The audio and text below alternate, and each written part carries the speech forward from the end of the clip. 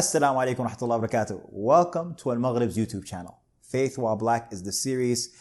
Make sure that you turn on your notifications and subscribe so that you don't miss an episode. I'm here with the almost Dictora, Ayah Nuriddin, who is a long time legend in the Al-Maghrib world.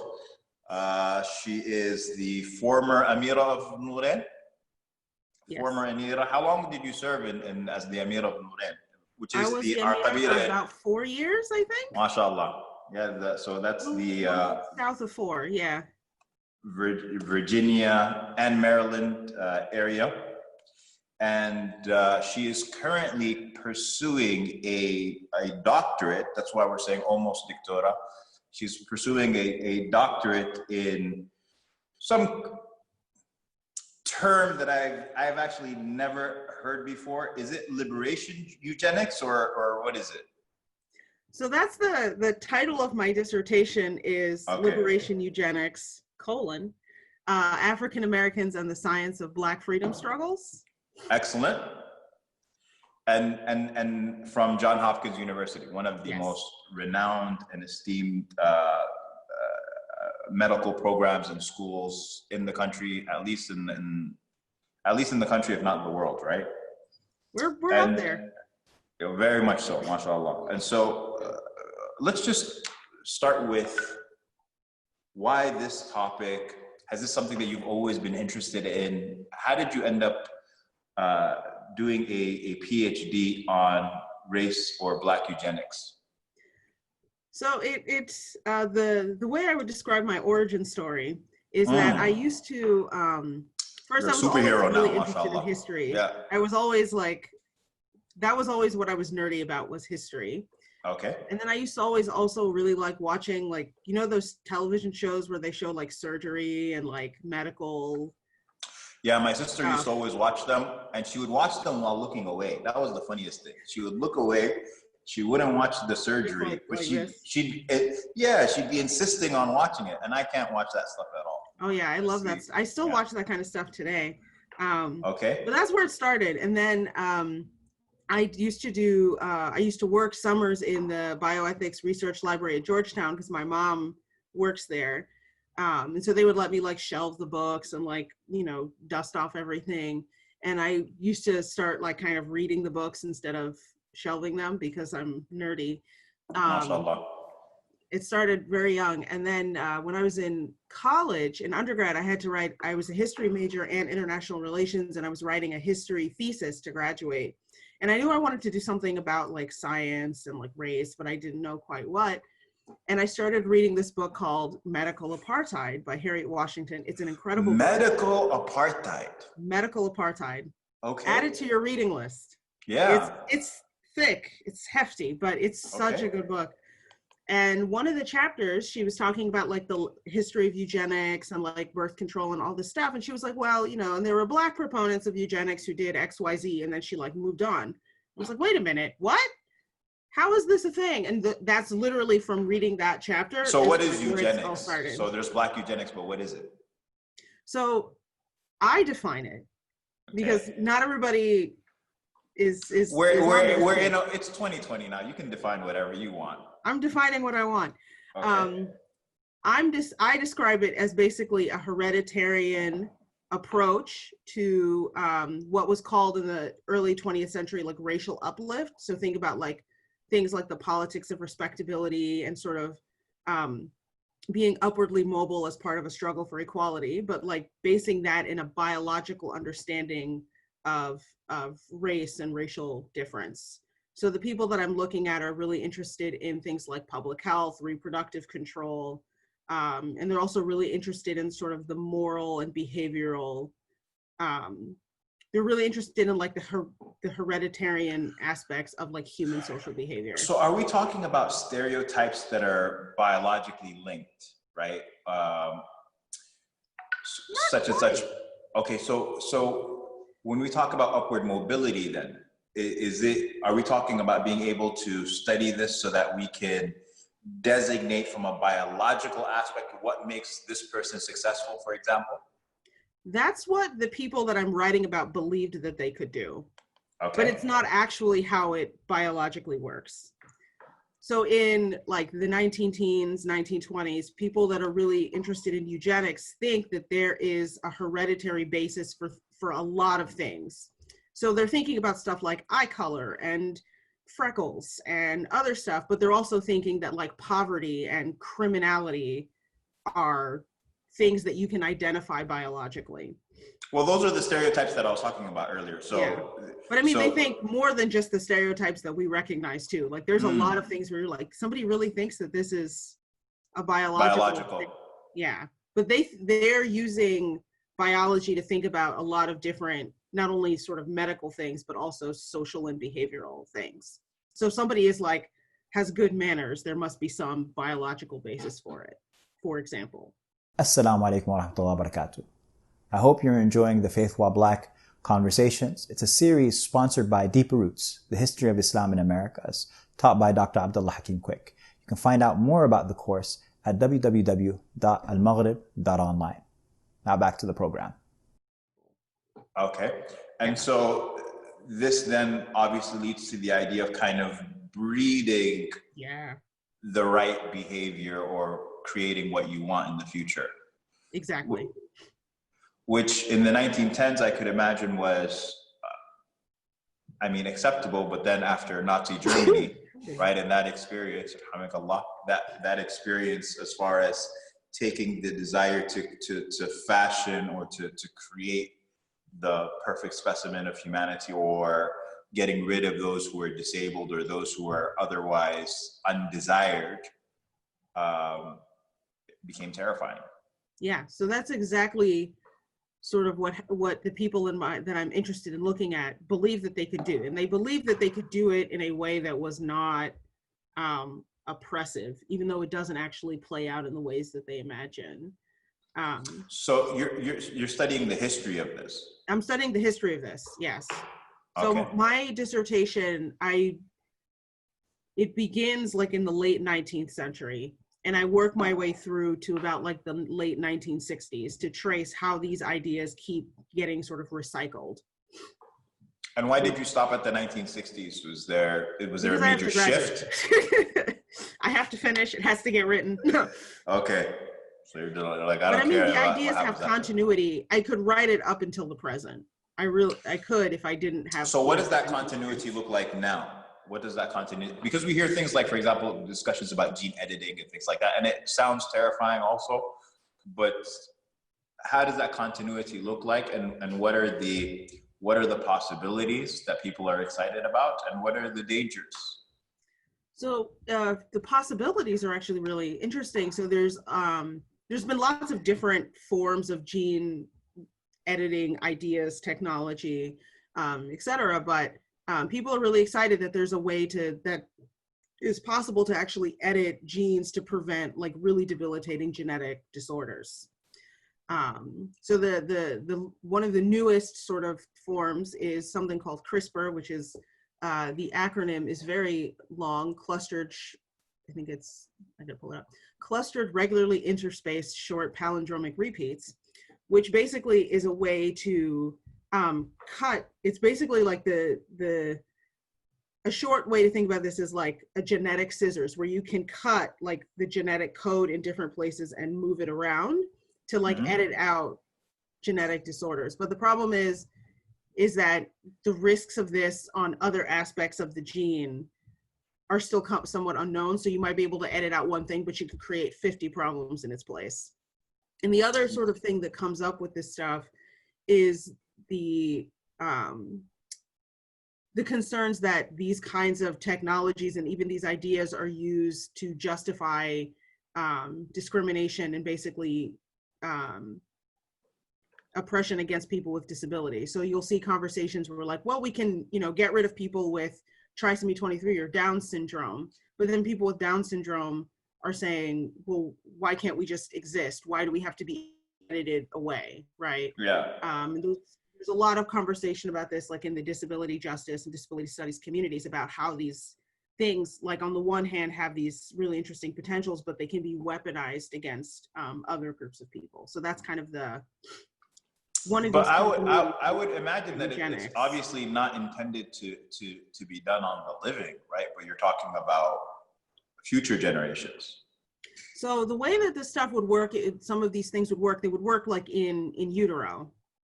Mm-hmm. So it would not be, so it would be technically somebody living. Like it wouldn't be editing out the gene indefinite, like the way these things work is like sort of on either like on an embryo or on a fetus. Okay. There's been some genetic editing that did not go well where they did it like on a teenager and he subsequently died because he went into multiple organ failure. Yeah. So it's like the idea is that if enough people do this, then theoretically down the line, those certain conditions will go away. So in Iceland, for example, they started doing a really extensive campaign to do like genetic counseling and screening and for trisomy 23 or Down syndrome, so that people would know in advance whether or not they were going to have a fetus with Down syndrome and then have the option to terminate the pregnancy. And so what's basically that's led to is that there's basically no incidence of Down syndrome in Iceland anymore because of this extensive campaign. But what disability advocates are saying is that you're just erasing groups of people from the population without their consent and without their sort of participation, or without even recognizing that people just have a right to exist while having disabilities. And that goes back to, of course, to the discussion about when does life start and who's considered to be alive in the first place, and all of these things that societies continue to try to navigate, which brings us to the topics of course, abortion and birth control as well. And you had mentioned that even with regards to I heard you mention before that it was weaponized against the Black community, or at least the Black community was a target of abortion and birth control. How did that play out? And could you elaborate on that concept? So what happens basically, so there's like a bit of a splitting off. So there's a eugenics movement in the first half of the 20th century, and there's also what's called a birth control movement. So led by people like Margaret Sanger, who's a very complicated figure. Where what happens is that African Americans are disproportionately targeted by measures from the eugenics movement is what happens. So one of the things that the eugenics movement in the United States advocates for is compulsory sterilization laws, where if you're deemed to have, if you're convicted of certain crimes, if you're diagnosed with certain kinds of conditions, or are otherwise a quote unquote drain on society, you become eligible to be sterilized. So for men, that would mean a vasectomy. For women, it would be. And did this get any traction? Oh yeah, many states in the United States had sterilization laws. California had one of the earliest ones, and the California sterilization law actually became the model for the sterilization law used in Nazi Germany. So they copied ours because they were like, wow, they really got this. The state of Virginia, where I am from, sterilized around 20,000 people under its compulsory sterilization law. California sterilized the most at about 60,000. So these gained incredible traction. Many states had sterilization laws, and a lot of them remained sort of on the books until the 1940s and 50s, from as early as the 19-teens. So these laws are used disproportionately against Black people. Mm-hmm. So what happens in places like North Carolina? So North Carolina. So they would be forced to having a vasectomy. Yes. Whoa. Yeah. That's insane. Yeah. Okay. Yeah. So what would happen, so somewhere like North Carolina, I'm just putting everybody on blast today, sterilized under, it had a eugenics commission that was basically the body that decided who got sterilized and who didn't. They sterilized around 8,000 people, a little under 8,000 during its tenure, and about 5,000 of the people of that were African American, for example. Mm-hmm. So this is one of the ways that it gets weaponized. With the birth control, it kind of takes a different tack because birth control doesn't have the kind of state apparatus that the youths are using, and there's certainly. And when did that end? When did that end? As far as the 50s and 60s, you said it stayed on the books, but so, like these were legal, upheld, and the Virginia law was actually upheld by the Supreme Court in 1924, and I think that the law's not officially repealed until like 1948 or something. Okay, but socially or what have you, it just kind and of people died still out. keep getting sterilized with the same kinds of justifications even after the laws are repealed. So this Okay. is done for Black women. There's a lot of evidence, for example, that this is also done to Native American women. And even after it's technically no longer legal, Black women are still being subjected to these laws. So one really famous case, there's a civil rights activist named Fannie Lou Hamer, who was a powerhouse of a person. She was subjected to this. She went in for surgery for like a fibroid or some kind of uterine tumor, and the doctor decided that he was going to sterilize her. They used to call this back then a Mississippi appendectomy. And she didn't know that this happened until much later, when the doctor who performed this procedure on her without her knowledge or consent, like told his wife, who told somebody, and it got back to her. And there was no recourse. And basically once it's done, it's done. Same thing with Native American women. They're being sterilized by like the Indian Health Service on reservations, like well into the 1970s. So these kinds of things are what's weaponized against Black women. The birth control doesn't have the same kind of state apparatus, so you don't see it being enacted in this way. There's a sort of belief that like Planned Parenthood is like doing genocide against Black people, and that's just not really accurate. What is the grounds for that belief? The grounds for that belief is basically collapsing what the eugenics movement does into birth control, because the ideologies overlap, but their structures don't. But Planned Parenthood is out of my own volition, right? It's a woman choosing to go on the pill. I mean, how is that weaponized? So I personally don't think that it is weaponized in the ways that people think it is. I think what happens though is that women, especially poor women, Black women, are sort of pushed into relying on contraception and abortion because other systems don't exist to make it easier for them to have the children that they want to have. So it's sort of it's a broader problem than just like this organization is out to get Black people. So what happens is like there's the rates of abortion, for example, are a bit higher among Black women, especially in like urban settings, because women are relying on these services because they can't afford to keep the children that they want to have. And they can't afford them because of other kinds of structural inequality. So it's almost like this is what we have left. And it's sort of a misnomer that like Planned Parenthood is just like out to like get all the people, but they're one of the few ways, for example, that poor women get any access to reproductive health care. So, you know, that's so in the conversation for abortion, we have to address the reasons why a woman would choose to abort a child in the first place. Yeah. What are the conditions that she's in? For every woman, that's different. But for some women, it's an issue of poverty. It's an issue of not being able to raise children, right?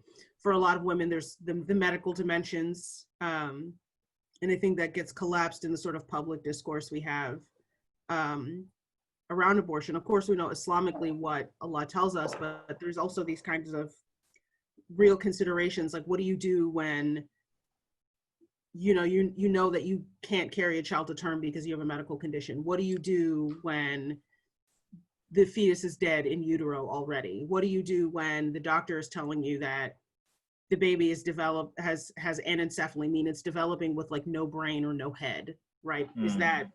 Do you carry then that thing to term at the risk to your own health? There's all of these kinds of health considerations, but there's also the sort of, material conditions and structural inequality that many women face that makes this an option, that makes this a necessary option for a lot of people. And so what is weaponized then is structural inequality, and not necessarily contraception as an idea. The fact that this is the only option that's given to women is the problem, not that the option itself exists. So women should be able to, you should be able to like have whatever children you want to have, or not have whatever children you don't want to have. And you should be supported in those decisions in various ways. But if you take away people's options and the only option you give them back is, well, you can just not have the baby, then that's where you see like this is a manifestation of a larger form of inequality. Okay. Yeah. So that's just my take. I'm not like the, I'm not the arbiter of all of this, but this is just what I've seen. And you're navigating really, really difficult terrain. And, how do you see all of this, or what exercises do you do as far as being able to view this, especially, I mean, you're talking about like gene editing. This is, even from a fiqh standpoint, it is just incredibly new, right? Yeah. So it's all cutting edge. How do you navigate, how do you navigate your Islamic framework? Or how do you navigate all of this that you're researching through an Islamic framework?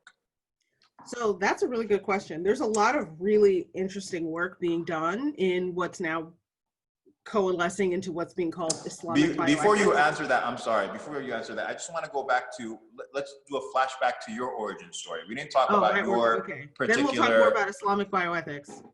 Yeah, we'll talk about Islamic bioethics. Let's talk about Ayah Nuriddin as far as her personality. We mentioned you're the Ammar AlShukry, but even before all of that, like what was your upbringing like, and how did you get involved from the Islamic aspects?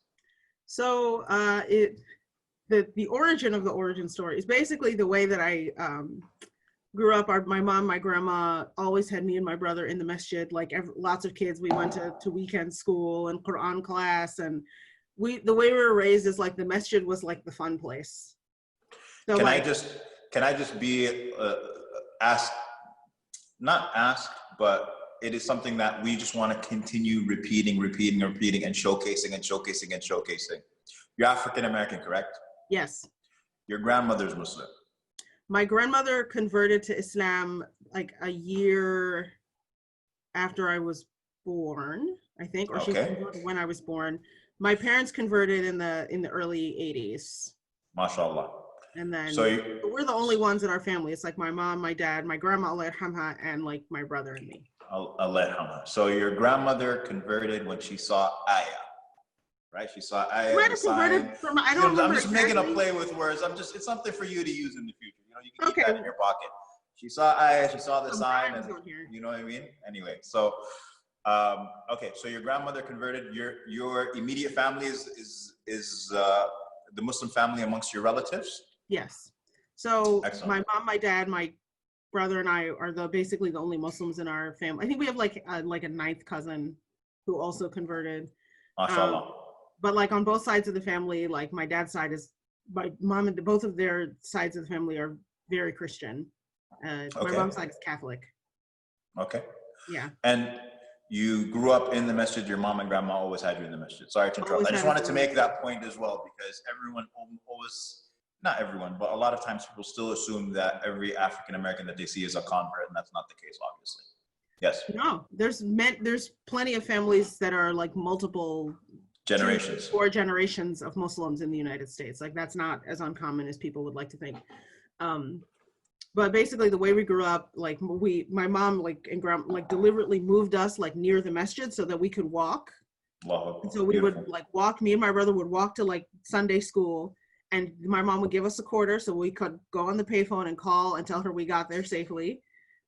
Because this was back in the days of payphones. This is beautiful. Yeah, I mean, they'll see it in a 90s. They'll see it in a 90s movie. They'll see it on the corners. Yeah.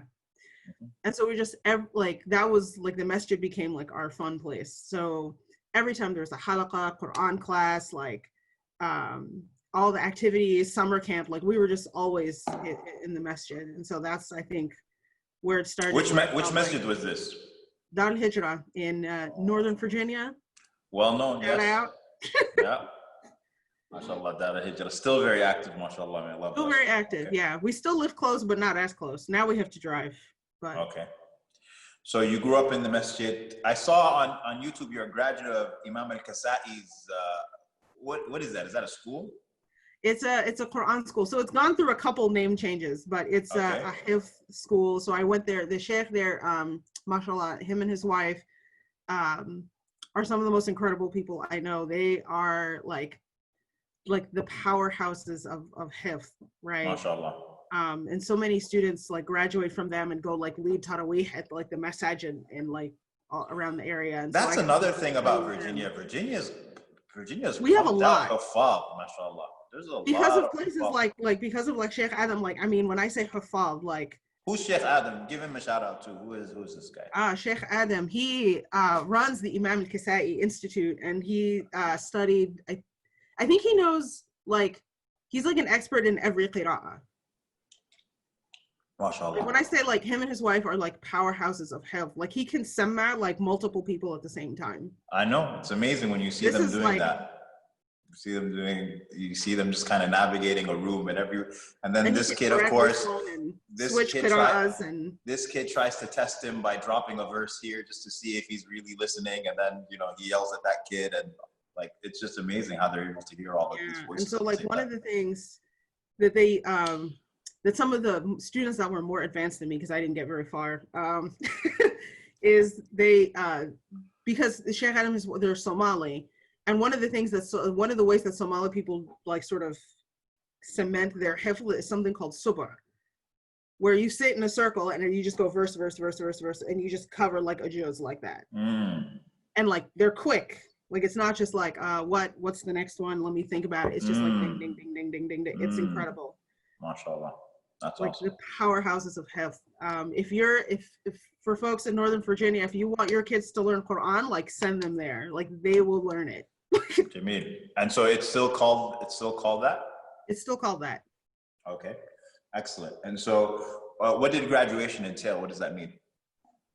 Well, I didn't actually, I go, but I haven't finished the Quran yet. It's on my bucket list, inshallah. Don't worry, as soon as you do, it'll be a Dictora al-Hafidha. We'll just keep adding to the title. To the titles. MashaAllah, Allah bless you. Okay, so that being said, so you went through there, you grew up through the masjid. I want to ask you, when did you first become aware of race, the concept of race? I'm wondering if everybody has an experience where they realize, okay, I'm Black. Well, I don't remember having an experience quite like that, because like that's something my mom and my grandma like were always talking about, because like just hearing about their experiences, I knew that there was something different. So like my mom and my grandma like grew up in like segregation. Like my grandma used to tell us like I used to sit on the back of the bus. Like we had to go in the back door and try on shoes in the stock room when we went shopping, and like all of these stories growing up. My mom is from like basically the first like generation to like actually like integrate lots of things. Is she from Virginia also? She grew up in Baltimore. Okay. Yeah. Where I am now at Hopkins. So we kind of switched. Like she's in Virginia and I'm at Hopkins. When it used to be. MashaAllah. Okay. So they like grew up in segregation. Like my grandma went to segregated school her whole life. My mom went to segregated school basically through like elementary school. Right. So these are the stories you're hearing in your living room, in your kitchen. These are the stories you're hearing of your parents all the time. All the time. So it's like, it's not like I like had this moment where I was like, wait, I'm different, because like that was always part of the conversation. I think I do remember, I have moments where I remember acutely feeling racism. So like, for example, like, and this is one of the things that is really sad, is that some of my earliest memories of things like racism are from like the masjid. Yeah. And some of them are from other, settings, like, going to regular school or whatever, where I like, a kid called me and my brother the N-word. So we had to, handle him a little bit, like in third grade. Yeah. And then I remember like, people like in the masjid using terms like abid. Yeah. Or, it's never you. It's no, not you. They're like, no, the other ones. And we're like, that's the less, yeah. But there was this one time where when I was a little kid with my little lopsided hijab on in the masjid, and somebody told my grandma, like, look at her, why don't you straighten her hair? And my grandma was like, if anybody watching knew my grandma, you knew she's like not the one, right? Yeah. And she told this woman, like, why would I? Do you have, like, Allah created her hair like this, so if you have a problem with this, then you have a problem with khalqullah. Like, And then the auntie kind of just was like, well, I'm going to go over here. Yeah, she wasn't expecting all that. She wasn't having it. But I mean, like, this wasn't unusual, right? Yeah. Like, and so having these moments where like, well, what's wrong with my hair? Or like, why are they talking to me this way? Like, I have these moments where I remember that kind of thing immediately, but I never didn't know that I was Black. And let's talk about the experience in the masjid a little bit more, the experience in the community. I've heard, and I've kind of been navigating this question a lot over the past couple of weeks, that as Muslims, you know, we kind of have to deal with our own internal racism before we can try to offer a solution to, you know, the racism that exists in American society. Okay, I want to present something to you, and I want to see if you agree or disagree or what. The racism that we experience as Muslims is a racism that is with Islam. And so racism without Islam manifests in even more extreme ways. And so Islam is a solution to racism, but what it does is it dilutes it, because at the end of the day, it's never going to go away. I mean, even there's a, you know, the Prophet ﷺ said one thing that will never leave from my ummah, or he mentions among the number of things, is al-fakhru bil ansab, this notion of my parents, my grandparents, like this is my lineage and things like that. And so I would almost say that the racism that we experience in the Muslim community is racism with a lowercase r. Not, because what does racism look like outside? It looks like police brutality, prison industrial complex, chattel slavery, Nazi Germany. Like, that is racism when it is completely unleashed. But racism in the Muslim community and in the Muslim world, it doesn't manifest in programs, right? It doesn't manifest in these things. It manifests in, you know, you can't marry my daughter, or, you know, you can't be on the board of my masjid, or what have you, or something like that. So I want to present that to you, and I want to get your thoughts. So I see where you're going with this. I don't know if I would quite go that far, because I think the problem is that a lot of Muslims who, I mean, I can't speak as well to like other parts of the Muslim world because I'm less familiar, having mostly lived my entire life in the United States. This is kind of in Virginia, throw up the V sign one time. All right, there we go. Right. Having lived my whole life in Virginia for the most part in this area, and having not really lived in other parts of the Muslim world, I don't know if I can speak authoritatively about that. But I will say, like, in the US, I think the problem is that a lot of Muslims who move from other parts of the Muslim world to the US internalize the racism that we have here and believe fundamentally that there's some fundamental difference between them and other people. And so it does manifest in the ways you're saying, where people are like, you can't marry my daughter, or, you know, these kinds of things. And it doesn't necessarily manifest in like forms of state sanctioned violence like police brutality, because like Muslims aren't like running the state. But Muslims become invested in these structures because they believe that they will benefit from them. And so people will do, you know, will say all kinds of things to like prop up that, because they're like, well, obviously the Black people must have done something, but we're not like them, so we're gonna be over here. And so that differentiation and that belief that you're gonna, you know, sort of get your seat at the table. You got me rolling up my sleeves, and I'll tell you why. Because when you say Muslims must have done something, or Black people must have done something, I will give you a quote that I heard. Oh, okay, Lord. A quote, and this is you know, an Arab community that I was a part of. I'm in this weird space, right, where I can navigate the Arab community as well as the Black community, being Afro-Black, not Afro-Black, Afro-Arab.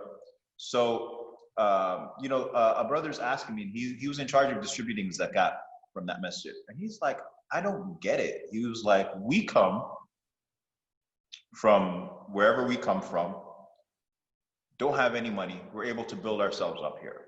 It's the land of opportunity. It's the American dream. And they are actualizing the dream.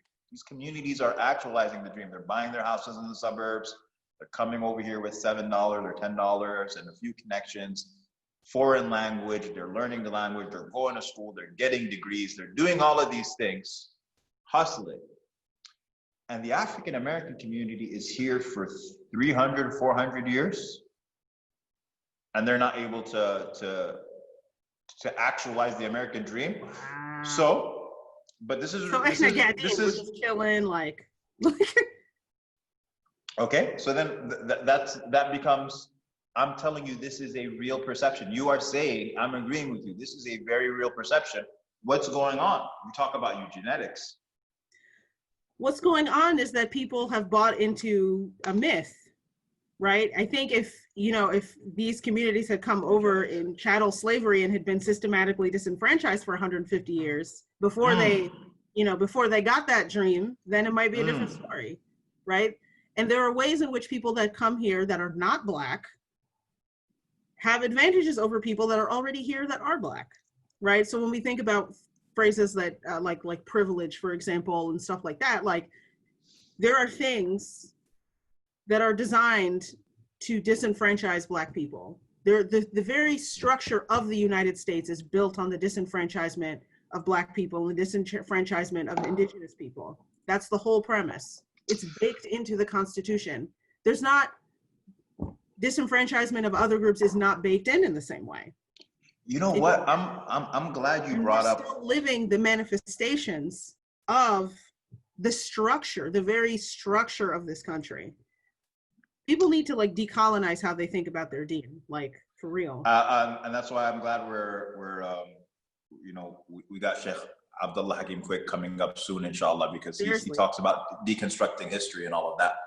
But I don't want to take, you know what, I got through half the questions that I wanted to ask you, and we're already 45 minutes in. But a couple more questions that I do want to ask you. And I'm really glad that you brought up Native Americans, because they're left out of this conversation as well.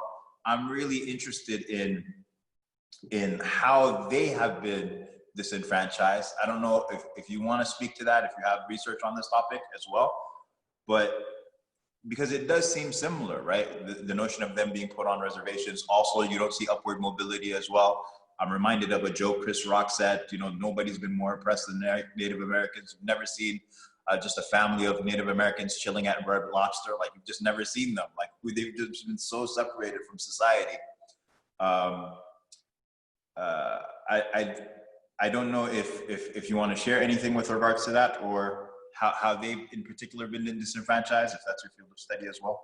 So in the same ways that I'm saying that like the sort of structure of the country is built on their disenfranchisement, we're still seeing the legacies of that today, right? So indigenous people who live on reservations, for example, have some of the worst statistics of any group in this country, like high rates of infant mortality, high rates of maternal mortality, all of these things. If not the same, and if not worse than the Black population. The Navajo reservation in like Arizona, for example, was still having outbreaks of bubonic plague in the 2000s, right? Really, really severe inequality on and off, like for people who live on reservations, but also there's many Native American people that actually do not live on reservations because their ancestral lands are still being actively taken away from them, right? And there's a whole legacy of what were historically called like Indian schools, where they were deliberately taking the children away from their parents and sending them to these schools to like brainwash them out of their culture for generations. It was a big part of colonization in the United States. It's still big part of history in Canada as well, and also in Australia with Aboriginal populations as well. Native American people have been also disproportionately subjected to sterilization well past, even after like the repeal of the eugenics laws I was telling you about earlier. So there's lots of these things that continue, right? And so people still, resist and fight back. Like there's groups like A Tribe Called Red that are doing really incredible work. There was a Tribe Called Red? A Tribe Called Red. I think that's what they're called. I have to double check. I'm just wondering if A Tribe Called Quest is named after them or what. Like, I actually I couldn't tell you. That's interesting. But there's And then there's, I think, like Red Nation, I think is what they're called. And also the American Indian movement was really active, like around the same time as like the Civil Rights movement and like Black Panthers, groups like that, to fight against these very issues. There was a lot of organizing also around, like, I don't know if you all, if you saw around the pipeline that they wanted to bring through Standing Rock Reservation in South Africa, right? Like that, in addition to all of these other things, African American and Indigenous people are also disproportionately subjected to what is called like environmental racism, where, you know, pipelines or, you know, being forced to live in toxic areas or pollution and climate change are all also disproportionately affecting Black and Indigenous people. So there's lots of ways. Like, this isn't quite my area of expertise, but like this is just what I know from being from basically talking to people and reading it. But like I gotta shift gears with Muslims need to understand is that they think that like there's just like, I'm nice to you so everything is fine, but there's structural inequality. Like, I can't emphasize this enough, that it's built into the very fiber of how we like navigate this world. So speaking about structural inequality, I want to shift gears with you really quick, but it's kind of, you are someone who can be looked at and say, okay, how is there structural inequality? You're African American, you're a Black woman, you are in one of the best schools in the country, doing your PhD. You just worked hard. You just worked really hard and you got to where you were. Yeah. So what answer do you have for that? Mm-hmm. I would say that I had obstacles to get to this point that people who have more privilege than me don't deal with. And I would also say that I have a lot of privilege that other people don't have. For example, I was blessed with family members that like went to college, right? Like that knew how important it was for me to be educated and made a lot of sacrifices for me to be where I am, right? But is that structural? I mean, is that... It's structural because they had to make the sacrifices. I didn't have people who could just pay my tuition, write a check and pay my tuition to go somewhere. Other people have that. I worked my whole way through school. I still work. Like other people don't have to do that. I have to, you know, not only as a Black woman, but as somebody with hijab, I have to navigate different kinds of spaces differently. I have to, just because I've made it in the door doesn't mean that like everybody is accepting. How many other Black women do you see around you in your spaces? I'm the only Black graduate student in my program. And I'm the first Black graduate student in my program. And how large is your program? It's not very big, but it's been, you know, my department's been open for a little south of 100 years. Oh, wait, you're saying in the past 100 years, you're the only... Yeah. I'm the first Black graduate student to get a degree from my department. Allah. Yeah. So you're saying next year we got to celebrate hardcore. We got to celebrate hardcore. We got to have a big... we got to do this big next year. We got to bring all the shoes. I want the whole team. We got to do this on the calendar. We're gonna have Ayah Summit next year, inshallah. Inshallah, we're gonna do Ayah Summit, inshallah. But like, there's a lot of obstacles that's what, like, when people talk about like privilege, like there are people that have advantages that make it easier for them, and there are people that have disadvantages that make it harder for them. So like, I'm fortunate that because of the efforts that my mother put in and my grandmother put in to make sure that I was educated, I can enter certain kinds of spaces, but a lot of people don't have that. So I benefit from that. And the reason that they had to do all of this work and make all of these sacrifices and work 2 and 3 jobs and do all of this stuff is because of structural inequality. Right? And so it's not just like, oh, I made it all by myself. Like, no. There's a whole village of people that made this possible, right? And generations of people in our family who worked hard so that the next generation could be better off. Like, I mean, like when I think about it, like my grandma used to scrub people's floors in high school to make a little extra money so that, you know, because she wanted to go to college one day too. Yeah. You know, my father's mother used to clean houses for white people. You know, like this is the kind of this is like, and it's because of them that I can be here, because my grandma scrubbed floors in a neighborhood near where I live now, that I can be where I am, right? Like this is generations of work. It's not just like I woke up one morning and like was a genius and figured something out. Like, no, it's because so many people before me laid the groundwork for me to be where I am. MashaAllah. So last question, inshallah. You're a self-described Black feminist. It's true. Right? And obviously the term feminist, you know, is very loaded. It's very wide scoping. What does it mean for you?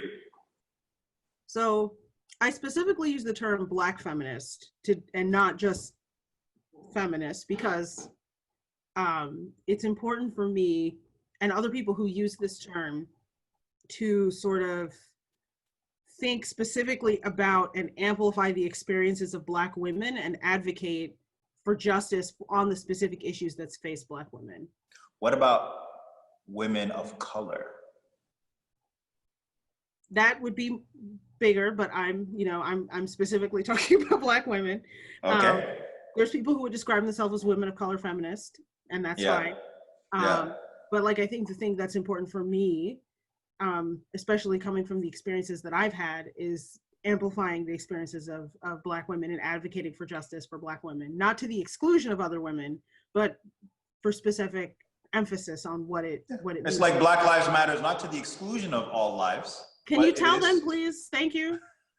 But it's about Black lives in this moment, yes. Right, and like in this moment, like I think these are the voices that it's important for me, being a Black woman myself, to amplify. And I know people are gonna be like, "Oh, feminism is controversial," but it's not. It's no, but feminism is. That's the point. Is that it's such a wide scope. It can include concepts that I think every Muslim would agree to. Absolutely, 100%. Like if you believe women are people and should have rights, then you're mabruk, you're a feminist. Yeah. If you don't think that, then maybe there's some other conversations we need to have offline. Absolutely. You know, Malcolm X, he famously said that the most unprotected woman most unprotected person in America is the Black woman. And even as we're having these conversations about police brutality and Black Lives Matter and things like that, you know, you have these hashtags, say his name, right? That's just popular, but undoubtedly we're still experiencing,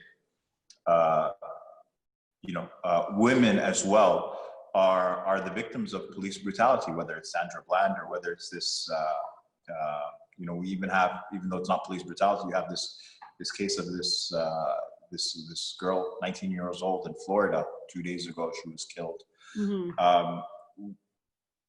What is the relationship of Black women, and what is the attitude that Black women have towards law enforcement? Is it similar to that of Black men? Is it the same type of fear when you get pulled over by the cops? Like, absolutely. Really? Absolutely, because Black women, like, I think there's like a sort of trope or almost like cultural understanding of police brutality as something that's happening specifically to Black men, but it happens to Black women at almost the same rates. Black women, because generally I feel like women kind of have an expectation of violence not being done to them. That's why they can kind of be more aggressive to men sometimes, that you'll find even guys won't be. But when it comes to law enforcement and being a Black woman, you're saying that it's the same. No. Black women, I think, like, I would say, like, women generally, like, I think we always have an expectation of violence from men. Constantly. I mean, that's part of, like, literally being a woman, which is a sad thing to say, but it's kind of the reality that myself and lots of other women have experienced. For Black women, it's the same with police brutality.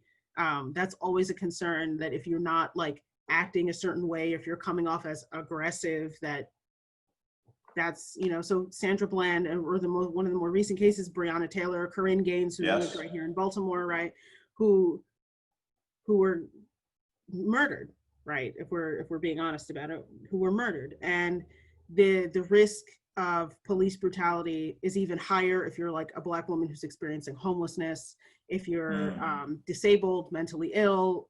Black women who are LGBTQ also experience disproportionate rates of police violence and just like other kinds of violence more broadly. And then for Black women, in addition, and I think this is a big part of what Malcolm X was referring to, is that Black women also have to deal with a much longer history of sexual violence as well. That, you know, kind of originates in slavery, but also continues all the way through to the present. Sometimes at the hands of police, but also just at the hands of, you know, domestic partners or just anyone really. Yeah. And that's, I think, a conversation that I think we need to have.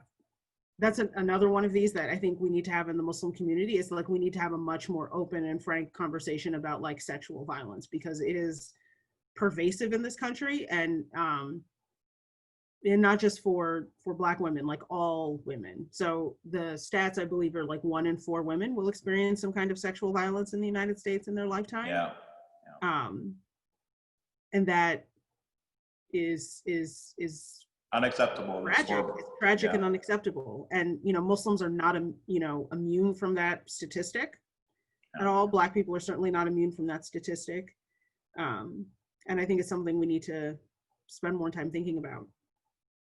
Excellent. I know that you have your nose buried in the books right now with, you know, trying to finish this PhD, but what other projects, if any projects, are you involved in? And what other, you know, where can people find you if you want people to look for you in the first place?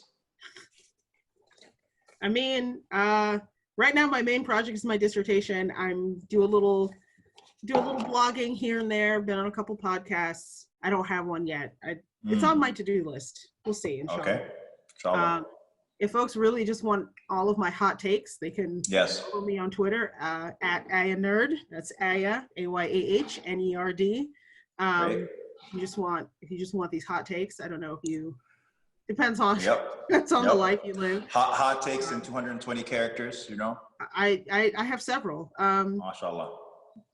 And I guess like I want to also, if you're interested in like doing more to like address things like racism in the Muslim community, I would certainly suggest that you get in touch with Muslim ARC, the Muslim Anti-Racist Collaborative, and the Justice for Muslims Coalition, and there's also the Black Muslim COVID Coalition, have incredible resources available online. Great. So if you really want to, you know, start doing the work, then those are great places to get started, because like we don't fix this without teamwork, right? Like, and it's not just Black people screaming at you that you need to do the work, like you also have to do the work. So you're saying there's stuff to do beyond liking and sharing? Yes. Is that what you're saying? Wow. I would say reading is a big one. Becoming well-read and not just, you know, thinking that you can grasp entire complicated issues through like Twitter and Instagram. But like, there's a lot of work and a lot of resources that people are putting together. I know Muslim ARC, I don't know how this is coming together in the age of COVID, but they used to actually have trained facilitators who would come to like different groups and teach people about like anti-racism. Excellent. And do like that's a great resource and stuff like that. So like things like that. I don't know how that is operating in the age of COVID. Hopefully, maybe they're still doing it virtually. I don't know. But that is a resource that I think masajid need to be all over, and Muslim institutions need to be all over. Excellent. Jazakallah khair, Doctor. I really appreciate your time. And even though you were busy, letting me yell at you for an hour. No, sahlan, anytime. And even though you were out in space, you were able to make some time for us. Really appreciate it. Alhamdulillah. Jazakallah khair. Assalamu alaikum wa rahmatullahi wa barakatuh. Wa alaikum salam wa rahmatullah.